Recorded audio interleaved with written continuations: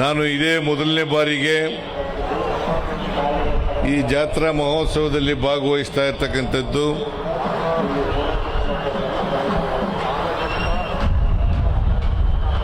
ಅಂಬಾದೇವಿಯ ದರ್ಶನವನ್ನು ಕೂಡ ಪಡೆದಿದ್ದೇನೆ. ಅದು ನನ್ನ ಪುಣ್ಯ ಅಂತೇಳಿ ನಾನು ಭಾವಿಸ್ಕೊಂಡಿದ್ದೇನೆ.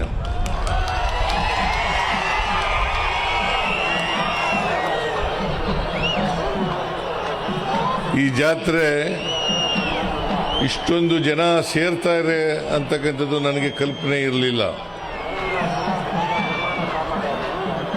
ಬಹಳ ಜನ ಸೇರಿದ್ದೀರಿ.